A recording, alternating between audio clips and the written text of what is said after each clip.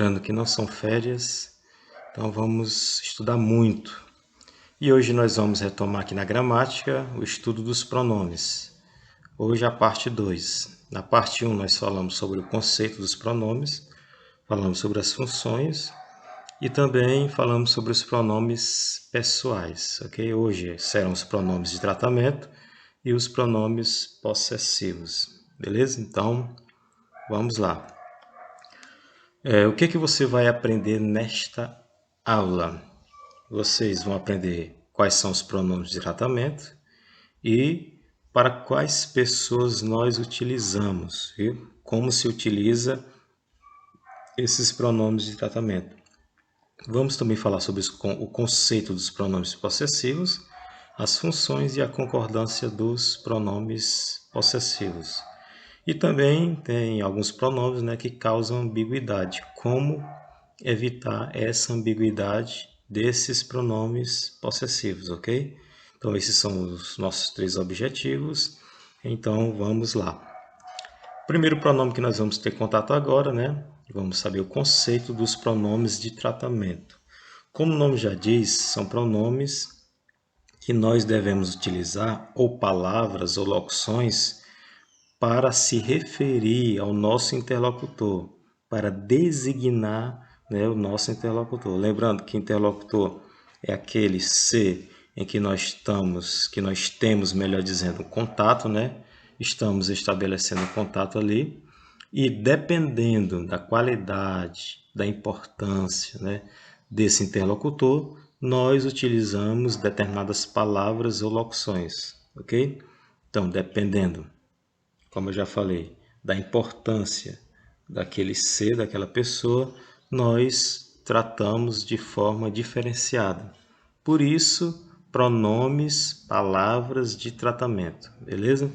Então vamos conhecer os pronomes de tratamento e a utilização de cada um.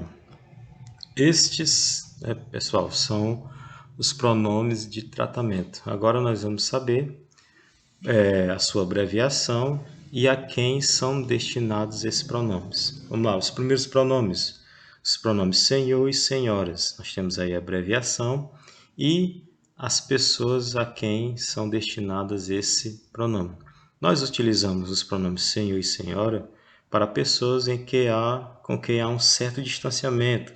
Você não tem determinada intimidade, então você utiliza senhor e senhora. E esses pronomes também são utilizados de forma, né, de maneira formal, né, de uma maneira respeitosa, cerimoniosa, ok? O pronome ele surgiu, aqui já antecipo, sobre o pronome vossa mercê. Esse pronome vossa mercê era utilizado, né, para pessoas de tratamento cerimonioso, isso mais antigamente, por isso que ele é arcaico, né, antigo. Isso se utilizava mais, né, antigamente. E o pronome você, ele surgiu da variação histórica, da modificação que ocorre normalmente na língua, né? O vossa mercê era o termo utilizado mais antigamente, depois mudou-se para você, vassoucé, até chegar ao pronome você. Nós utilizamos o pronome você para pessoas com quem há uma certa intimidade, é isso? Lembrando que o pronome você, em algumas regiões, não é muito utilizado, né? Em algumas regiões do país, é mais utilizado o pronome tu. O pronome Vossa Alteza é destinado a príncipes e princesas, né? Duques. O pronome Vossa Eminência é utilizado a cardeais. O pronome Vossa Excelência para o presidente da República, autoridades do governo, ministros, alta-patentes do Exército, para bispos e arcebispos, né? O pronome Vossa Magnificência, quando você estiver na universidade e estiver em contato com o reitor, você utiliza Vossa Magnificência.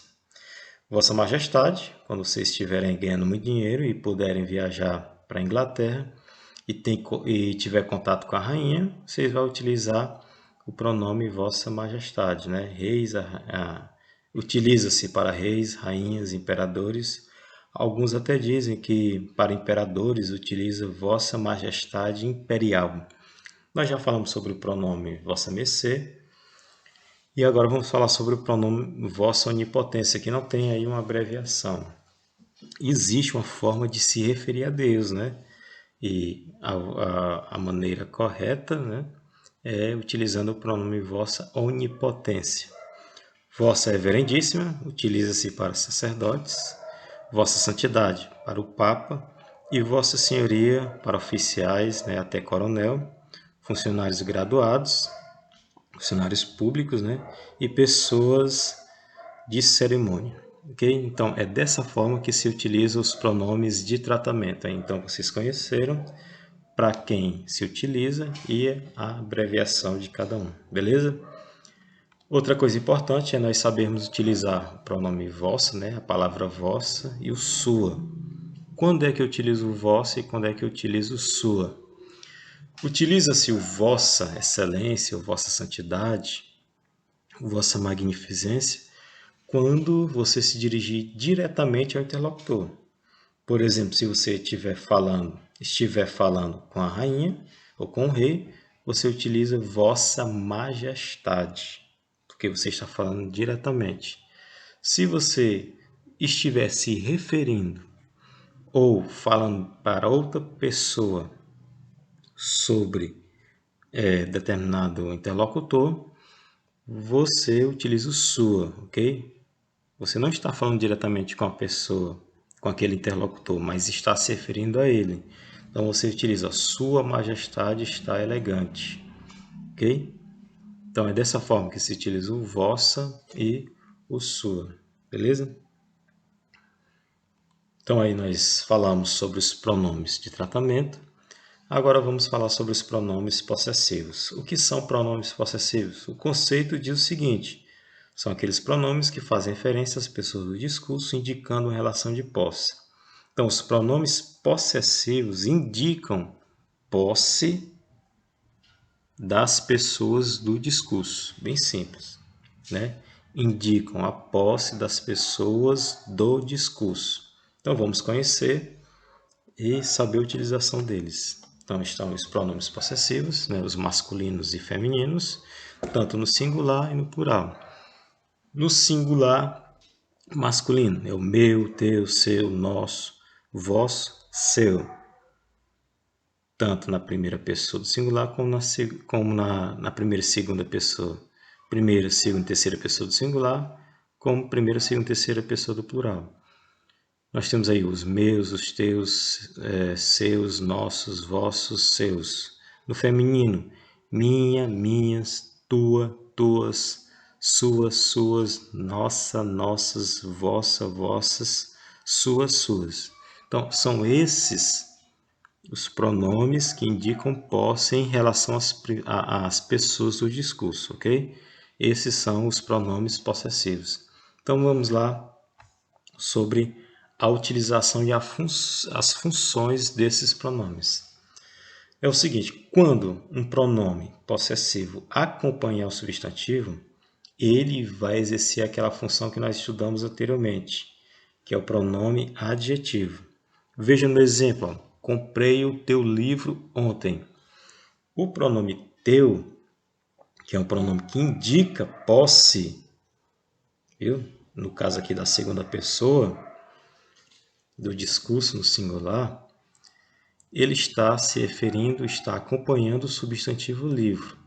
Quando o pronome possessivo acompanhar um substantivo, dando-lhe uma característica, ele é um pronome possessivo adjetivo. Okay?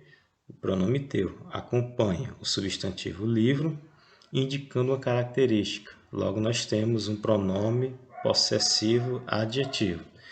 Quando um pronome substitui um substantivo, ó, substituição, substantivo, exerce a função de pronome substantivo. Ok? Vejamos aqui no exemplo. Aqui está o meu chapéu. Meu é um pronome possessivo, de primeira pessoa, masculino, singular. Veja que ele acompanha o substantivo chapéu, logo ele aqui é um pronome possessivo adjetivo. Nós não colocamos a classificação aqui para não confundir a cabeça, ok? Para não confundir o entendimento. Mas veja aqui, ó. Aqui está o meu chapéu. Cadê o seu?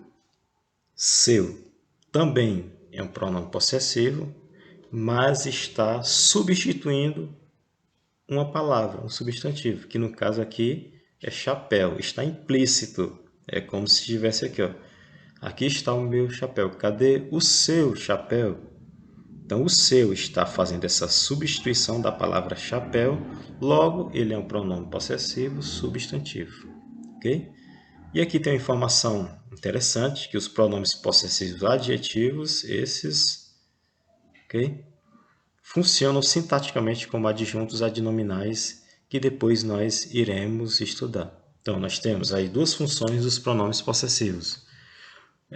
Pronome possessivo adjetivo, quando ele acompanhar um substantivo, e quando ele substituir um substantivo, ó, substituição substantivo, ele exercerá a função de pronome possessivo substantivo, ok? A concordância dos pronomes possessivos. Como ocorre essa concordância? É da seguinte forma. Ele vai concordar com o objeto possuidor, certo? Por exemplo, aqui, ó, livros. Eu vendi meus livros. O objeto possuidor é livros, ok? Livros são os objetos, né? O objeto possuído pela primeira pessoa aqui, ó, eu. O pronome meus, ele concordou com esse objeto possuidor. Livros está no plural e é gênero masculino. Logo, eu devo utilizar um pronome possessivo no plural e masculino, ok? Então, os pronomes possessivos concordam em gênero e número com o objeto possuidor e não com o pronome em si, né? O pronome pessoal do caso reto. Veja aqui, ó, no segundo exemplo. Eu vendi minha caneta.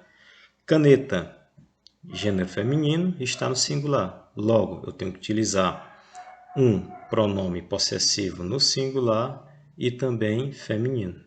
E os outros exemplos seguem o mesmo raciocínio. Mãe está no singular e é um substantivo feminino. Logo, o pronome tem, né, o pronome possessivo, fica no singular e feminino. Mesma coisa que no exemplo, irmãos, plural e substantivo masculino. Pronome do mesmo jeito, ok? Então, é assim que ocorre a concordância dos pronomes possessivos com os pronomes possessivos. Um cuidado que a gente deve ter é sobre a ambiguidade. Existem alguns pronomes, né? Principalmente o pronome seu ou sua. Os pronomes seus, ou seu, sua ou suas, eles em determinados contextos provocam ambiguidade. O que é ambiguidade? Ambiguidade é quando eu tenho uma frase, né, um período, em que, quando a gente lê, a gente vê ali, causa um duplo sentido. Vejamos aqui, ó. Luana, Márcia está no seu quarto. Essa frase é ambígua, porque eu não sei dizer, né? Tem as perguntas, ó. Márcia está no quarto de quem? No quarto dela ou da Luana? Então, isso é uma frase ambígua. Quando eu tenho uma sentença aí que dá duplo sentido, ok? Ambiguidade é isso, frases, sentenças em duplo sentido.